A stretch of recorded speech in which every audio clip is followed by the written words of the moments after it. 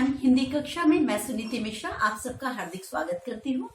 तो बच्चों, आजकल हम पढ़ रहे हैं कक्षा 7 की दूरवा और आज हम पढ़ने जा रहे हैं उसका 10वां पाठ, हम धरती के लाल। बच्चों, हम धरती के लाल एक बहुत सुंदर कविता है। ये कविता देशभक्ति से परिपूर्ण है और इसमें कवि अपने देशवासियों से पुरानी सड़ी गली कुरीतियों, अंधविश्वासों का त्याग कर नया राष्ट्र रचने का आह्वान कर रहा है। आह्वान मतलब पुकार के बता रहा है आपको, कह रहा है कि मेरे साथ आओ और हम एक नए राष्ट्र का निर्माण करें। अब हम इस कविता में पढ़ेंगे कि किस प्रकार से कवि हमसे ये पुकार कर रहा है। हम धरती के लाल, लाल किसे कहते हैं? धरती के बच्चे, संतान। तो और धरती कौन है? हमारी माँ। तो हम भारत माता की संतान, ये समझ लीजिए कि ये है इस कविता का शीर्षक। अब चलते हैं। देश हमारा धरती अपनी, हम धरती के लाल। यानी वो कहना चाहता है कवि कि देखो बच्चों, ये सारा जो भारतवर्ष है ये हमारा प्यारा देश है और ये जितनी धरती है इस पर जमीन है, ये भी सब किसकी है? ये सब हमारी है। और हम कौन है? हम इस भारत माता की संतान हैं, बच्चे हैं और हमें क्या करना है? मिलके नया संसार बसाएंगे, नया इंसान बनाएंगे। तो वो कहना चाहता है कवि कि हम सब जो बच्चे हैं इस भारत माँ की संतान, हम सबको बुला के वो कह रहा है कि हमें क्या करना है? हमें भारत माता जिसकी तरफ सब लोगों ने ध्यान देना छोड़ दिया है, हमें इसको नया संसार बनाना है इस धरती पे। कैसे बनाएंगे? और नया इंसान बनाएंगे। यानी इंसान जो भाईचारा भूल चुका है, जिसको एकता का मतलब भूल चुका है, उस इंसान को हम लोग नहीं त्याग करेंगे और अब कैसा लाएंगे? जातिवाद, अंधविश्वास, जो इन सब बातों में विश्वास नहीं करता, इस प्रकार के इंसान की संरचना, इस प्रकार के इंसान की रचना अब हम करेंगे। लोगों को ऐसे प्रेरित करेंगे नया बनने पर। सुख स्वप्नों के स्वर गूंजेंगे, मानव की मेहनत पूजेंगे। और ये मेरा प्यारा भारतवर्ष कैसा होगा? जो मेरा नया भारत होगा, इसमें बहुत सुखी होगा और ऐसा होगा जो भी हम स्वप्न देखेंगे कि हमारा देश उन्नति कर रहा है, हमारा देश प्रगति कर रहा है, उसके स्वर सारे में गुंजायमान होंगे, उसके स्वर जगह जगह पर सुनाई देंगे और मानव की मेहनत पूजेंगे। एक बड़े दुख की बात क्या है कि जो हम लोग हैं भारतवासी, हम लोग मेहनत की कद्र करना नहीं जानते।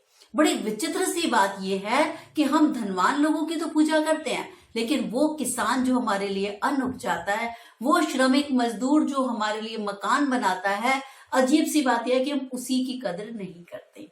ठीक है, आपको शायद पता भी नहीं हुआ कि जो विदेश है वहां पर इतना ज्यादा पैसा मिलता है उन लोगों को जो जिनके हाथ में हुनर है। लेकिन ये बड़े अफसोस की बात है कि हमारे देश में श्रमिकों की या किसानों की, जो हाथ से काम करने वाला कारीगर है, उसका इतना मान सम्मान नहीं है। ठीक है, जो हमारा घर बनाता है हम उसी के लिए सोचते हैं कि कहीं हमारे घर में आएगा तो मेरा फर्श गंदा हो जाएगा। ऐसा तो नहीं हो जाएगा। हम उसको सम्मान से कभी भी अपने अच्छे सोफे पे बिठा के मान सम्मान से बात नहीं करते। तो ये जो है, जो कविशील है, ये आपका ध्यान इस ओर इंगित, इस ओर ध्यान दिलाना चाहते हैं कि मेहनत करने वालों को जब तक सम्मान नहीं दोगे तब तक एक अच्छे भारत की संरचना आप नहीं कर सकते। तो मानव की मेहनत पूजेंगे और नई कल्पना, नई चेतना की हम लिए मशाल, समय को राह दिखाएंगे। तो क्या करेंगे? अब हम नई नई कल्पनाएं करेंगे। ठीक है, और नई चेतना, चेतना क्या होता है? जागरूकता। तो हम नए सिरे से एक एक देशवासी को जागरूक बनाएंगे और हम क्या करेंगे? एक मशाल लेंगे। कैसी मशाल लेंगे? सच्चाई की, ईमानदारी की, लोगों को उन्नति की मशाल जो आगे बढ़ेगी और समय को राह दिखाएंगे। मशाल क्या होती है? जब जलती है तो हमें रास्ता दिखाती है। तो इसी प्रकार से हमारी मशाल कैसी होगी? ये एकता की, ईमानदारी की, सच्चाई की राह होगी और भाईचारे की राह होगी और ये सब लोगों को जो पथभ्रष्ट हो गए हैं उनको रास्ता दिखाएगी। तो ये बात समझ आ गई, देश हमारा धरती अपनी, यानी हमारा देश है, ये धरती हमारी है। हमें इस संसार की, हमें अपने भारतवर्ष की नए सिरे से रचना करनी पड़ेगी। क्यों? क्योंकि यहाँ पर जातिवाद, अंधविश्वास, इस सब को भारत को इसने घेर लिया है। ऐसे ऐसे लोग आ गए हैं सत्ता में, या ऐसे ऐसे लोग आ गए हैं ऊपर उभर कर, जो हमेशा दूसरों को भड़काने की बातें करते हैं, जो हम सबको एक नहीं रहने देते।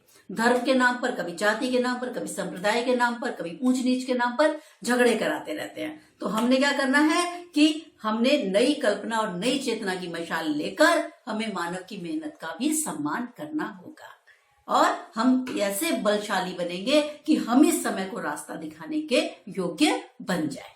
चले आगे। एक करेंगे हम जनता को, देखो, सींचेंगे समता ममता को। अब ये कह रहा है एक करेंगे हम जनता को, इसका मतलब कवि के मन में ये बात है कि हम सब बटे हुए हैं, इसीलिए उसने कहा कि हम सारी जनता को एक सूत्र में बांध देंगे। जो कहेगी, जो ये नहीं कहेगी कि मेरी जाति ये है, मेरा धर्म ये है, मैं ऊंचा हूं, मैं नीचा हूं, नहीं, वो क्या कहेगी? वो कहेगी कि हम भारतीय हैं। तो जब हम ये कहना सीख जाएंगे, जब हम ये भूल जाएंगे कि मैं ब्राह्मण हूं, मैं बनिया हूं, मैं मुसलमान हूं, मैं ईसाई हूं, और मैं राम का नाम लेता हूं, मैं अल्लाह का नाम लेता हूं, जब तक हम ये सब नहीं भूलेंगे, ये सब भूल के हमें क्या कहना होगा, जब तक हम ये कहना नहीं सीखते कि मैं भारतीय हूं, बस मेरी एक यही पहचान है, तब तक भारत कैसे उन्नति कर सकता है? नहीं कर सकता। तो ये कवि चाहता है कि एक करेंगे हम जनता को, सींचेंगे समता ममता को। समता क्या होती है? समान भाव, यानी क्या कि सब लोगों को समान भाव से देखो। ऐसा मत सोचो कि ये तो इस जाति का है, ये तो इस धर्म का है, इसके पे तो बहुत धनवान है, ये ऐसा है, कि इस तरीके से कैटेगराइज मत कीजिए। तो क्या करेंगे? हम तो सींचेंगे, भाईचारे को खूब सींचेंगे, एकता को सींचेंगे, और समान भाव से सबको देखेंगे। तब जब भारत माता इस प्रकार से ममता बरसाएगी, तब जाके कहीं भारत आगे बढ़ सकेगा। नई पौध के लिए पहनकर जीवन की जयमाल, रोज त्योहार मनाएंगे। और नई पौध कौन है? नई पौध है आप। तो नई पौध कहते हैं कि न्यू जनरेशन, अगली पीढ़ी। कह रहा मैं अगली पीढ़ी के लिए, अगली पीढ़ी क्या करेगी? अगली पीढ़ी को मैं इस प्रकार से प्रशिक्षित कर दूंगा कि वो जाति धर्म भूल के सिर्फ अपने भारतवर्ष की उन्नति पर ध्यान दे। आप देखते हो किस देश में ऐसा होता है? छोटा सा देश सिंगापुर कहाँ पहुंच गया, जापान देश कहाँ पहुंच गया। क्यों पहुंच गए ये सब लोग हमसे आगे? इसलिए पहुंच गए हमसे आगे क्योंकि वहां पर जाति और धर्म के नाम पर हम सब लड़ते नहीं रहते। वहां के लोग, वो लोग ये सोचते हैं कि हमारी विज्ञान ने क्या उन्नति करी, हमने क्या टेक्नोलॉजी में आगे बढ़े, और हम क्या सोचते रहते हैं कि कहाँ पे मस्जिद बन गई, कहाँ पे वो टूट गया, कहाँ पे ये बन गया। हम पूरे समय अपने धर्म के और जातियों के विषय में आपस में एक दूसरे को बांटे रहते हैं। तो हमें क्या चाहिए कि हमें इस सब को भूल के, जब तक आप भारत को अगर वाकई उन्नति के शिखर पे देखना चाहते हो, तो आपको ये देखना पड़ेगा कि हमें अपनी नई टेक्नोलॉजी, नया तकनीक, उन्नति, इस सब को ऊपर उठाना होगा।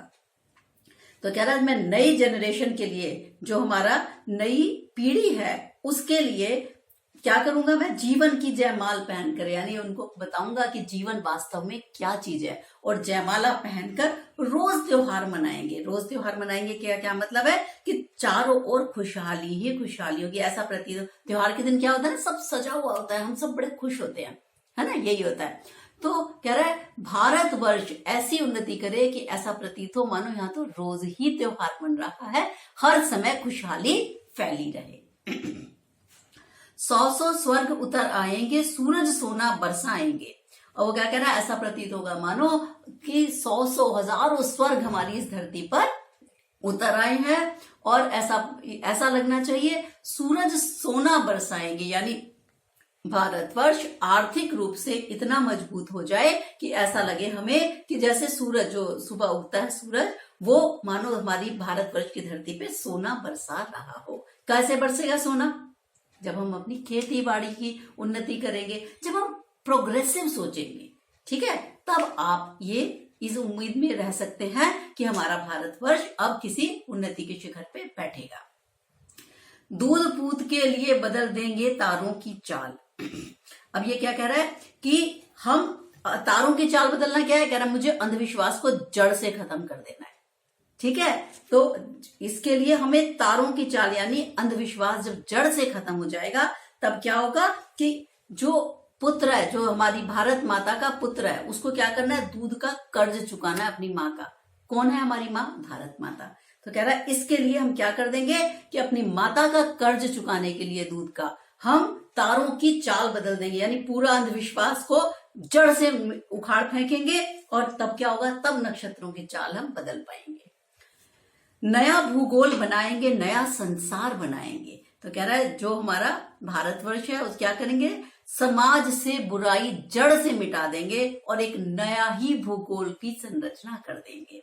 और तब क्या होगा, इस प्रकार से जो हमारा नया संसार होगा वहां पे क्या होगा, वहां होगा सिर्फ एकता, भाईचारा, प्रेम, ठीक है, अखंडता, और जैसे उसने कहा आर्थिक रूप से मजबूती, सोना बरसेगा सिर पे सूरज से। तो ये सब हम अपनी अगली पीढ़ी को जब हम ये सब देंगे तब जाकर हम मान सकते हैं कि भारतवर्ष उन्नति के शिखर पर बैठेगा, ठीक है, और बाकी के जो देश हैं उनको भी भाईचारे की शिक्षा देगा।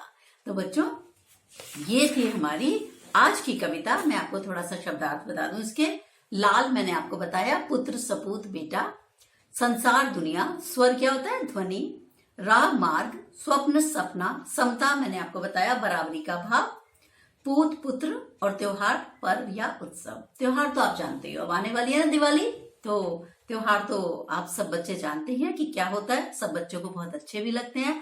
तो ये हम धरती का लाल जो कविता है वो मैंने आपको समझाई कि कवि किस प्रकार से एक नया संसार बनाना चाहता है जहां मानव की मेहनत पूजी जाएगी, जहां जनता में एकता होगी, जहां सब समान होंगे, सुखी होंगे।